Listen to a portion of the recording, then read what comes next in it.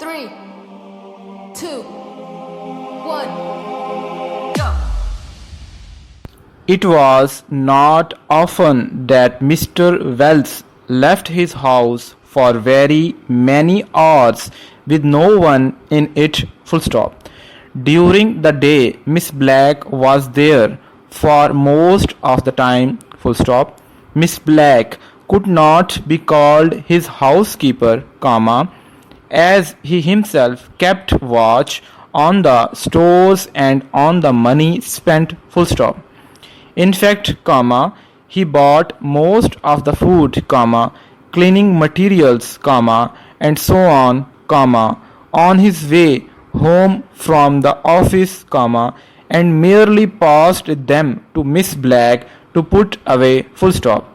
No, comma, Miss Black could not be given the high-sounding name of housekeeper, comma, but neither could she be called the woman who inverted commas start did inverted commas close for him. Full stop. She fell somewhere between these two high and low points. Full stop. She was a daily help of the most valuable kind, comma, and she looked after the house of Mr. Wells with as much care as she would have looked after her own, comma, had she had one of her own. Full stop.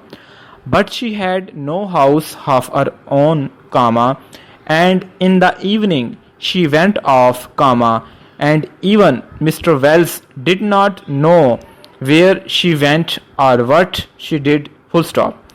During the day, comma, therefore, comma, his house was in good hands. Full stop. New line. In the evening there was himself and there was his brother. Full stop. Generally they were both at home, comma, for neither of them was much given to going out. Full stop. They did not like parties and they did not like the pictures. Full stop. They did not care to pay high prices to see plays which, comma, in their opinion, comma, were generally not worth the money that had to be spent in getting up to town and paying for a reasonable place. Full stop. Neither of the men had married, comma, and neither had a regular girlfriend. Full stop. Their evenings were, comma, therefore, comma, generally spent in the house, comma, and it was the house that they both loved more than any other thing in the world. Full stop. It was certainly a lovely little house, comma, far enough away from the city to be almost in the country. Full stop. It was peaceful, comma, and there were good views from the windows. Full stop.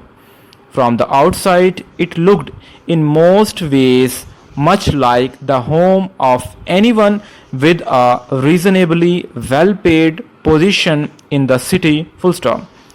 Few people ever stepped inside, but those who did were greatly surprised, comma, for certainly the inside of the house was not in any way like the common run of houses. Full stop.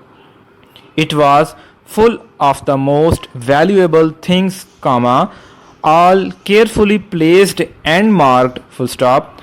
What had been two living rooms had been made into one very large room in the form of the letter L. Full stop. The room was white and as clean as if it had been in the hands of the painter that every day. Full stop.